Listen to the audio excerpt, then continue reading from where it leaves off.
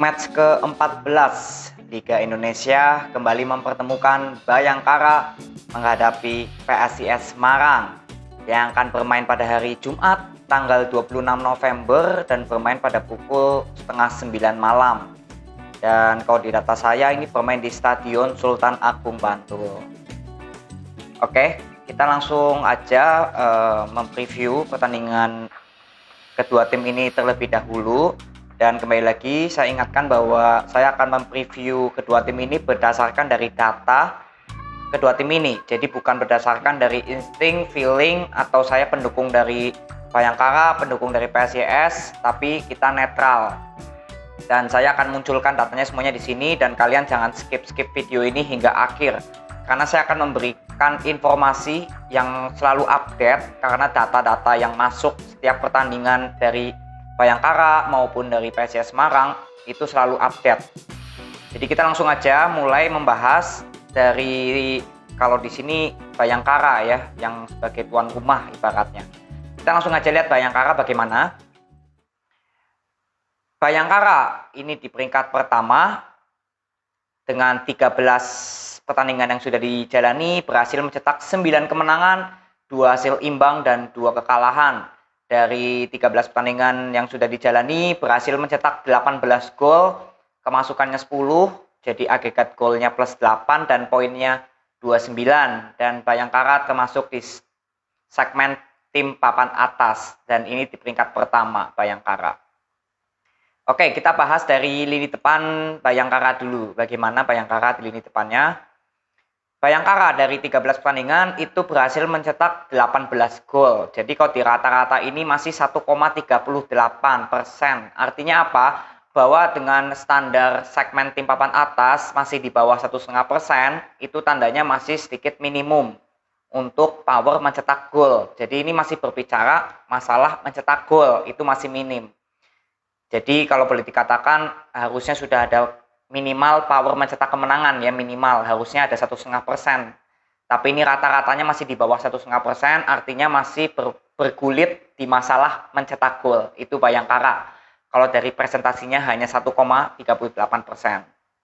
Lalu jumlah kemenangan terbesarnya itu 2-0 ya. Ini kemenangan terbesar dari Bayangkara. Lalu untuk informasi tambahan, pemain dari Bayangkara siapa saja yang nanti cukup berbahaya untuk melawan PSIS Semarang. Kita lihat dari top skor dulu. Di peringkat pertama ada Doasel dengan 7 gol tapi dibantu dari 2 titik putih. Lalu ada Anderson Sales 2 gol dibantu 1 titik penalti. Lalu ada Bonai 2 gol, Renan Silva 2 gol, dan Sulistiawan 2 gol.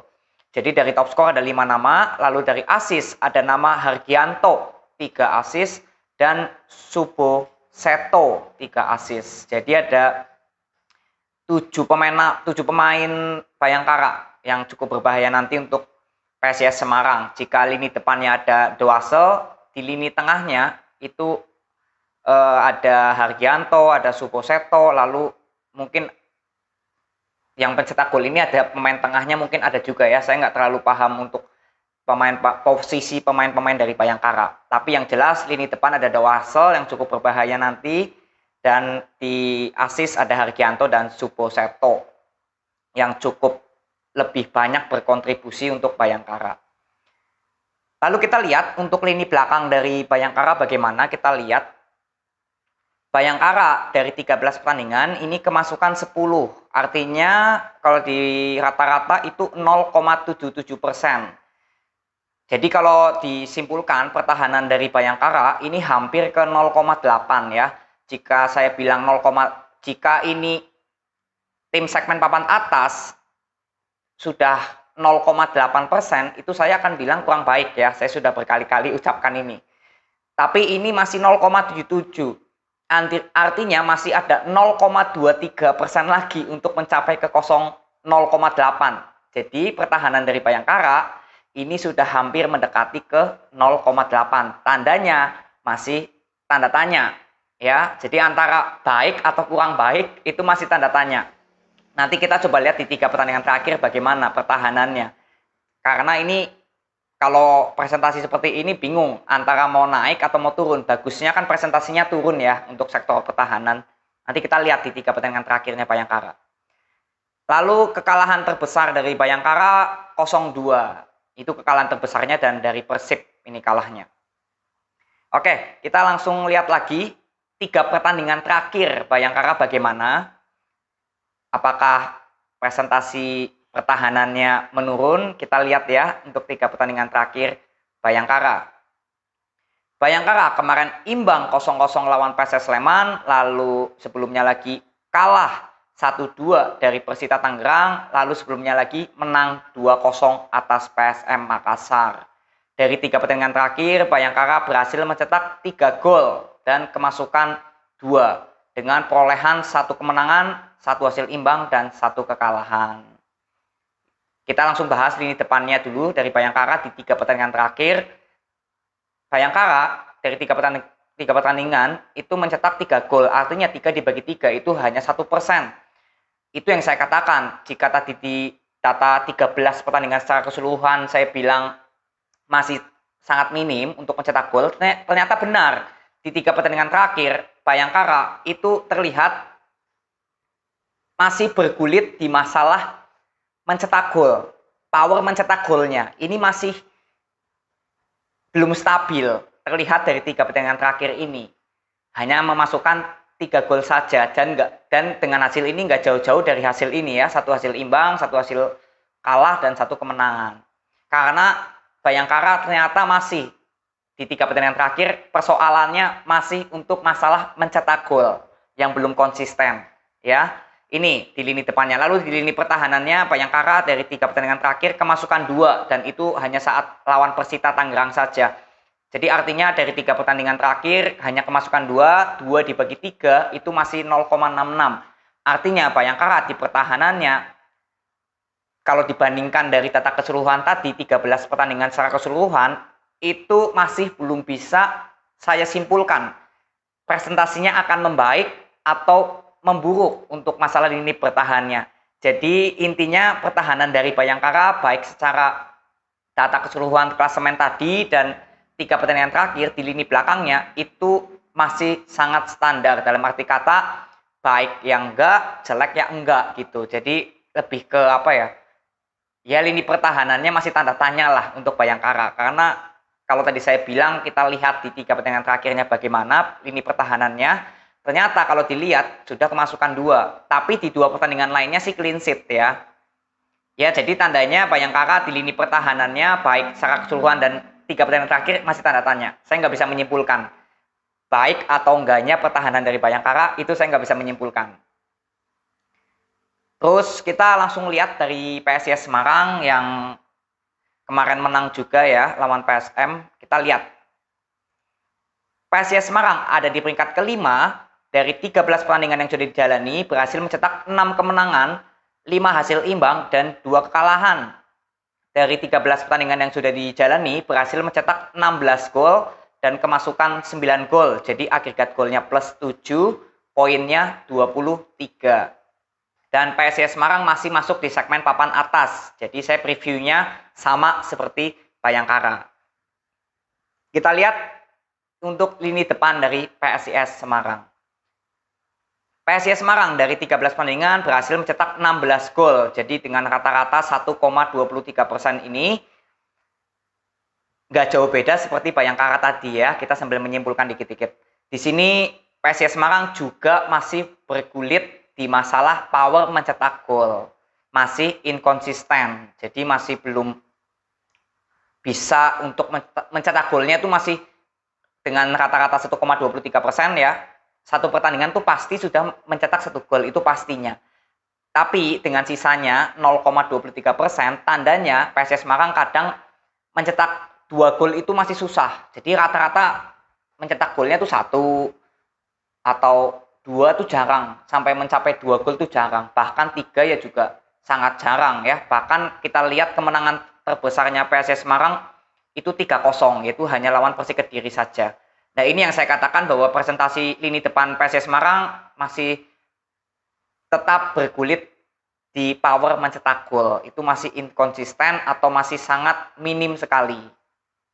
Lalu kita lihat juga untuk masalah pemain-pemain yang berkontribusi cukup besar di PSIS Semarang itu siapa saja. Kita lihat dari masalah top skor ada nama Jonathan dengan 3 gol, tapi 2 golnya dari penalti. Lalu Bruno Silva 3 gol tanpa titik penalti. Lalu Nur Yulianto 3 gol juga tanpa titik penalti.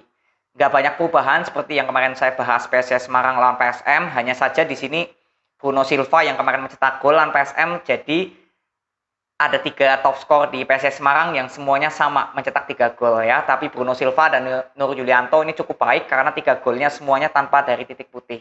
Kalau Jonathan 3 gol tapi 2-nya dari titik putih.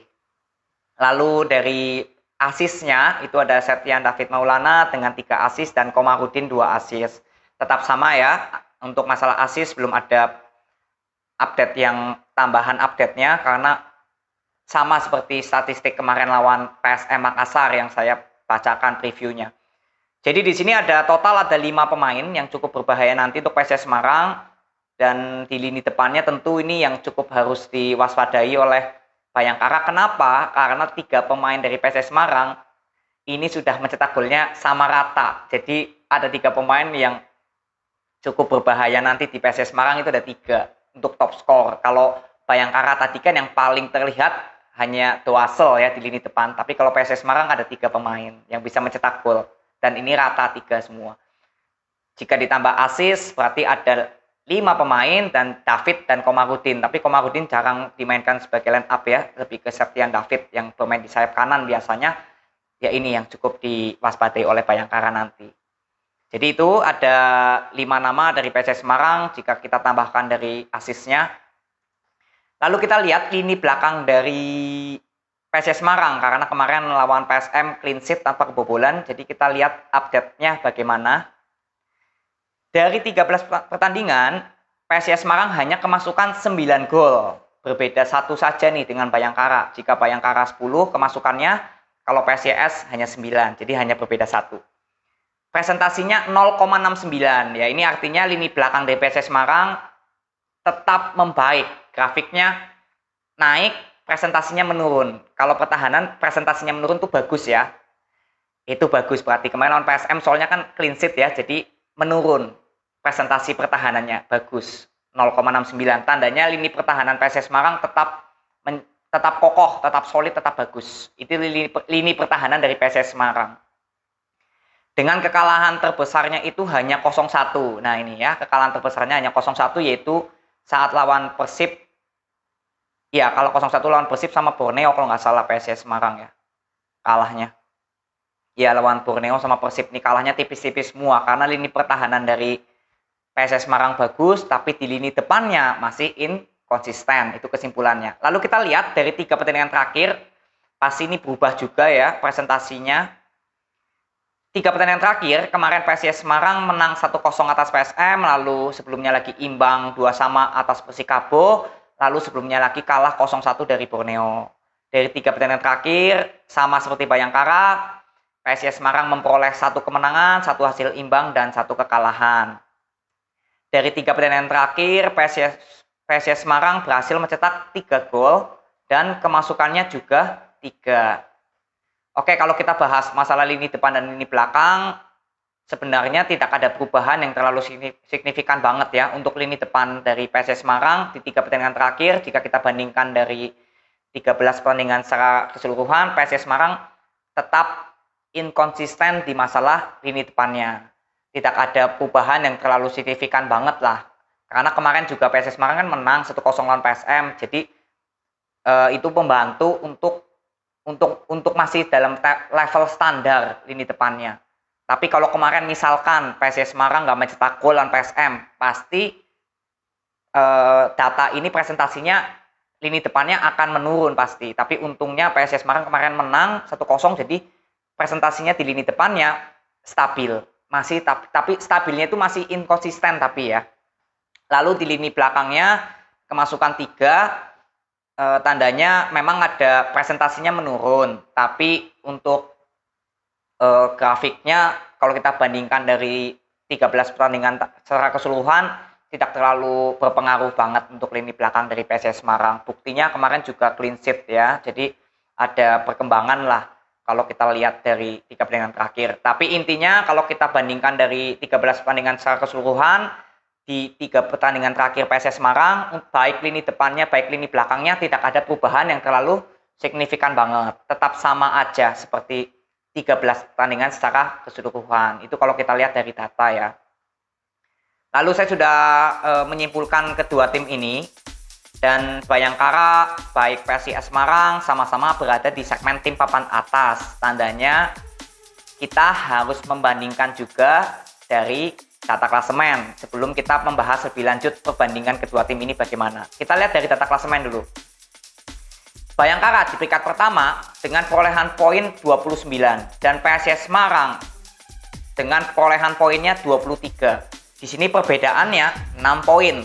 Ya, kita nggak berbicara Bayangkara di peringkat pertama, PSIS Semarang di peringkat kelima. Kita nggak bicara itu, tapi kita bicara masalah poinnya aja. Karena kalau kita lihat dari data klasemennya, ini poinnya berbeda 6. Artinya bagaimanapun juga Bayangkara lebih bagus ya secara kualitas pemainnya atau cara bermainnya, itu Bayangkara lebih baik karena perbedaannya 6 poin. Ini kalau kita ngomong dari data, perbedaannya 6 poin ya tentu Bayangkara diunggulkan dari masalah data klasemen. Itu. Lalu kita lihat lagi yang kedua, saya mau bahas juga masalah top perform. Klasemen performnya kedua tim ini bagaimana? Karena saya harus melihat juga kedua tim ini, selain dari data klasemennya, kita lihat performnya kedua tim ini bagaimana. Bayangkara kalau dari masalah perform di 13 pertandingan secara keseluruhan itu berada di peringkat ke-6. Sedangkan PSIS Semarang ini justru turun di peringkat ke-11. Kalau kemarin aku bahas di 12 pertandingan kan Bayangkara di peringkat ke-4 ya. Ini turun ke peringkat ke-6. Lalu PSIS Semarang yang berada di peringkat ke-10 kemarin di 12 pertandingan, padahal menang ya lawan PSM, tapi justru performnya masih turun ke peringkat ke-11 nih, turun satu tangga. Jadi ada tim-tim yang di papan tengah atau yang di bawahnya justru bermain bagus kemarin. Jadi intinya kalau dari masalah klasemen performnya, itu Bayangkara tetap masih diunggulkan karena peringkat ke-6 dari perform timnya di 13 pertandingan ini. Itu Bayangkara di peringkat ke-6 dan PSIS di peringkat ke-11. Jadi ada dua yang sudah mengunggulkan Bayangkara, yaitu masalah data klasemen dan data klasemen performnya. Itu sudah dua. Lalu kita langsung bahas untuk masalah lini depannya. Kedua tim ini bagaimana? Jika Bayangkara mencetak 18 gol dan PSIS Semarang 16 gol dengan presentasi dari PSIS Semarang 1,23% dan Bayangkara 1,38%, artinya di lini depan kedua tim ini hanya berbeda 2 gol saja, artinya masih sama-sama seimbang. Dalam arti kata masih inkonsisten dalam mencetak gol. Power mencetak golnya itu masih inkonsisten. Jadi sama-sama kedua tim ini seimbang untuk masalah lini depan. Lalu 3 pertandingan terakhirnya, jika Bayangkara berhasil mencetak 3 gol dan PSIS Semarang juga sama mencetak 3 gol. Artinya di 3 pertandingan terakhir lini depan kedua tim ini juga sama. Jadi kesimpulannya lini depannya seimbang kedua tim ini ya. Lalu di lini pertahanannya, jika kita lihat dari Bayangkara kemasukan 10 dan PSIS Semarang kemasukan 9. Dengan presentasi dari Bayangkara 0,77% dan PSIS Semarang 0,69%, itu juga sama. Tidak terlalu berbeda yang signifikan banget. Kedua tim ini tetap sama, di lini belakangnya tetap masih baik. Baik Bayangkara yang masih 0,77 ya, walaupun mendekati 0,8 ya, tapi kalau kita bicara masalah data ya tetap sama. Masih cukup baik di lini pertahanan kedua tim ini untuk segmen papan atas. Sudah seimbang lagi ya lini belakangnya ya. Lalu 3 pertandingan terakhirnya, jika Bayangkara sudah kemasukan 2 gol dan PSIS kemasukan 3 gol. Jadi dengan hanya selisih 1, tandanya apa? Ya kembali lagi lini belakang kedua tim ini ya sama-sama seimbang juga. Baik Bayangkara, baik PSIS Semarang tidak ada perubahan yang terlalu signifikan banget. Sesuai dari dibandingkan dari data keseluruhan tadi, 13 match secara keseluruhan, itu nggak ada perbedaan yang terlalu signifikan. Jadi lini belakang kedua tim ini boleh dikatakan cukup seimbang itu. Lalu kita bahas apa lagi ya, top skornya, masalah top skor atau pemain yang berkontribusi lebih banyak lah intinya. Ini walaupun tidak terlalu berpengaruh banget, tapi boleh dicermati untuk nanti pertandingan kedua tim ini. Dari Bayangkara ada Doasel yang cukup berbahaya di lini depan. Lalu di top assist ada Hargianto dan Subuseto dari Bayangkara. Jadi ada 3 pemain yang cukup boleh dibilang paling top lah, paling banyak berkontribusi untuk Bayangkara ini 3 pemain ini. Doasel sebagai top skor, Hargianto sebagai assist, dan Subuseto sebagai assist juga. Lalu dari PSS Semarang, nah ini yang saya katakan lebih banyak pemain yang bisa mencetak gol. Jonathan 3 gol walaupun duanya dari titik penalti, lalu Bruno Silva 3 gol, Nur Yulianto 3 gol. Ini ada 3 pemain depan yang cukup berbahaya di PSS Semarang. Sedangkan dari asisnya ada Septian David Maulana dengan 3 asis dan Komarudin 2 asis. Jadi kalau boleh dilihat, PSS Semarang justru lebih banyak. Ada 5 nama dari masalah pemain yang paling top memberikan kontribusi untuk PSS Semarang. Jadi kalau untuk masalah pemain boleh dikatakan seimbang juga sih sebenarnya ya. Ini Bayangkara juga ternyata masalah mencetak golnya yang 2 itu juga banyak. Ada Bonai, Renan Silva, Sulistiawan ya. Ini 2 gol semua. Sedangkan PSS Semarang itu Ado 1 gol, Ardiansa 1 gol. Jadi untuk masalah pemain ternyata bagaimanapun juga walaupun masalah top skor didominasi oleh PSS Semarang, tapi untuk jumlah pemain yang bisa mencetak gol itu lebih banyak Bayangkara. Dan di sini asisnya pun juga masih dipegang oleh Bayangkara. Ini ya datanya. Jadi untuk masalah pemain yang paling banyak berkontribusi, yang boleh disimpulkan untuk masalah ini nih kualitas pemain lah. Kualitas pemain yang lebih berkualitas di tim Bayangkara atau PSS Semarang itu masih banyak pemain Bayangkara yang berkualitas. Intinya seperti itulah, karena dari data ini banyak pemain yang sudah memberikan gol dan memberikan assist. Jadi itu intinya dari kesimpulan ini, masalah top skor dan top assistnya. Jadi masih diunggulkan Bayangkara. Jadi kalau dari sesuai data ini, saya ingin menyimpulkan sekali lagi bahwa ini tuh data kedua tim ini, baik Bayangkara baik PSIS. Jika memang kalau kita lihat kesimpulannya, Bayangkara dari masalah data klasemen itu Bayangkara ya. Terus dari klasemen perform Bayangkara juga.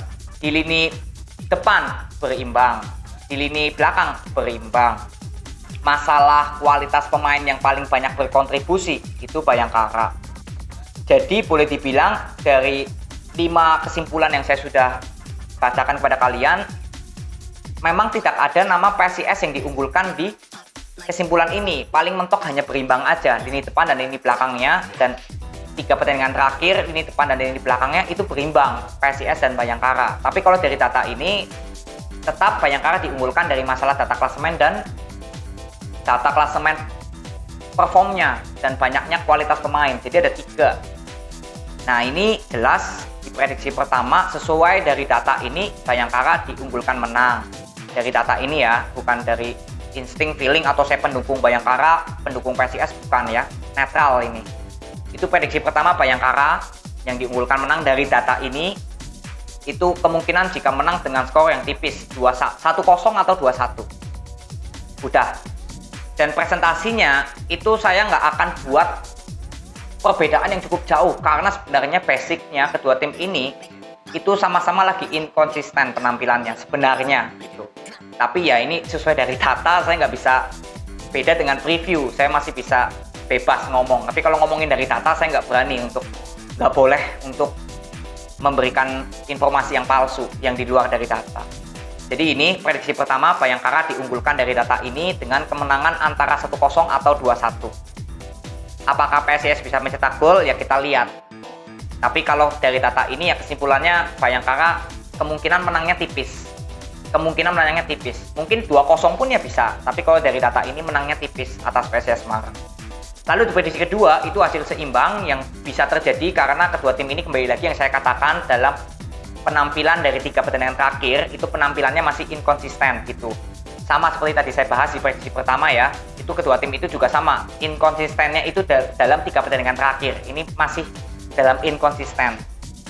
Jadi di prediksi kedua hasil imbang yang bisa terjadi dengan skor kemungkinan antara 0-0 atau 1 sama.